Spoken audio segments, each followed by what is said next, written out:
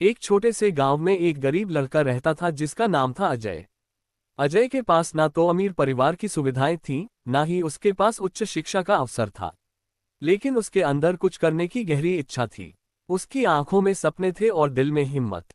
वह हमेशा सोचता था कि वह भी कुछ बड़ा कर सकता है, भले ही उसकी परिस्थितियां कितनी भी खराब क्यों न हो। अजय के पिता एक छोटे से खेतिहर थे और माँ घर का कामकाज करती थी। अजय भी छोटे मोटे काम करके पैसे कमाने की कोशिश करता था ताकि परिवार की मदद कर सके। लेकिन उसके दिल में हमेशा एक सपना पलता रहता था, एक दिन वह एक बड़ा आदमी बनेगा। एक दिन अजय ने तय किया कि वह अपनी पढ़ाई पूरी करेगा।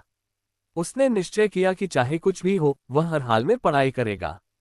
उसके पास किताबें नहीं थीं, लेकिन उसने पुराने स्कूल नोट्स और गांव के पुराने लोगों से मिली जानकारी का उपयोग किया। वह रोज रात को दीपक की रोशनी में पढ़ाई करता था। अजय की मेहनत रंग लाए। उसने अपनी कड़ी मेहनत और लगन से गांव के सबसे अच्छे छात्र के रूप में परीक्षा पास की। ये देखकर गांव के लोग भी हैरान रह गए और अजय की लगन की सराहना की।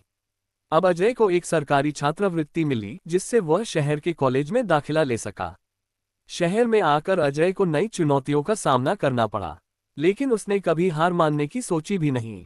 पढ़ाई के साथ साथ अजय ने नौकरी भी की ताकि अपनी पढ़ाई का खर्च वह खुद उठा सके। उसके कठिन परिश्रम और समर्पण ने उसे सफलता की ऊंचाइयों तक पहुंचाया। अजय ने अपनी पढ़ाई पूरी की और एक बड़े प्रबंधक के पद पर नियुक्त हुआ।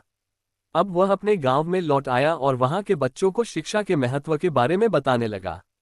उसने अपने गांव में एक स्कूल भी खोला ताकि गांव के बच्चों को भी सही शिक्षा मिल सके।